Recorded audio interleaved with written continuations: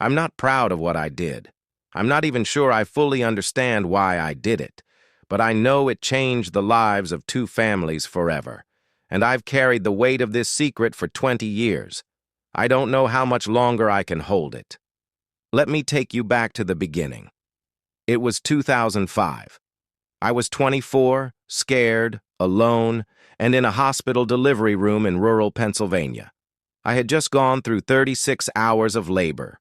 No partner by my side, no parents, just a nurse who kept checking her watch, and a doctor who clearly had other places to be. I'd moved across the country a year earlier to escape a messy home life, abusive stepfather, a mother who never protected me, and a series of bad decisions that led me to this point.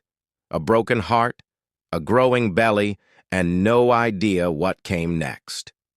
When my baby was born, he didn't cry right away. I remember those long, terrifying seconds. But then, finally, that shrill little cry filled the room, and something inside me cracked wide open. I looked at him, red-faced and squirming, and I felt a rush of love that hit me like a wave. But behind that love was fear. Crippling, overwhelming fear. I didn't know how to be a mother. I didn't have a job. I had nowhere safe to live. And worse, I was terrified I'd become like my own mother, neglectful, cruel, distant. I remember looking at the bassinet next to mine in the hospital nursery. There was another baby boy in there, born just hours apart from mine. His mother had a private room down the hall, decorated with flowers and stuffed animals. Her husband had been holding her hand the whole time. They looked so happy, so stable, so perfect. And that's when it happened. I don't even remember consciously deciding to do it. It was like I was watching myself from outside my body. The night nurse had stepped away. The hallway was quiet. The lights dimmed for the night.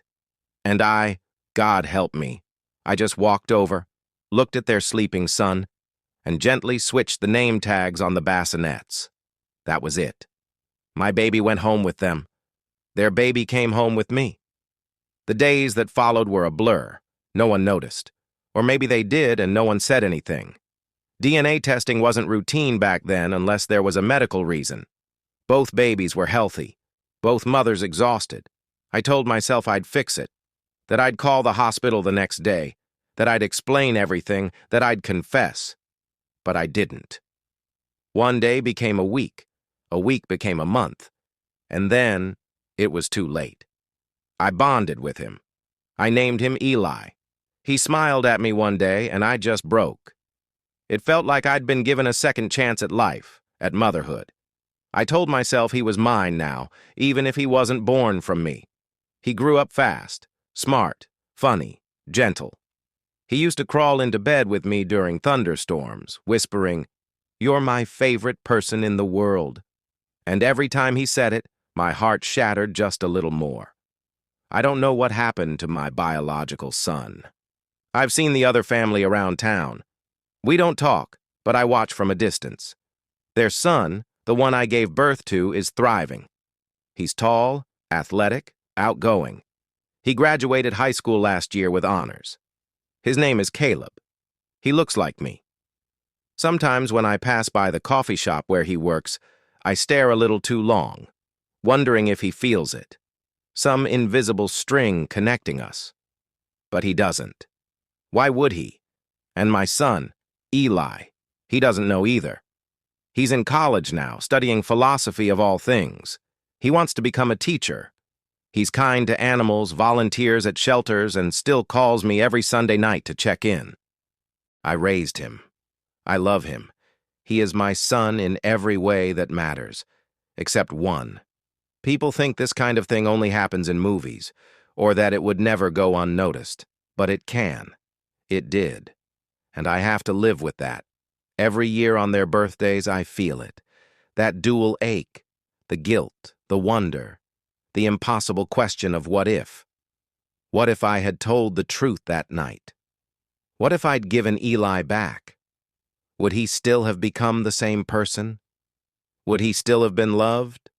Would my biological son still smile the way he does if he'd grown up with me instead of them? I don't have the answers. I only have the weight of my silence. I've started writing letters, one to Eli, one to Caleb, and one to the couple whose lives I altered without their consent. I don't know if I'll ever send them.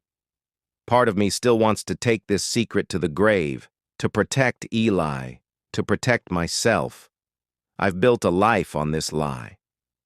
What happens if it all unravels? But part of me knows they deserve to know. And lately, that part is getting louder. I've started dreaming about the hospital.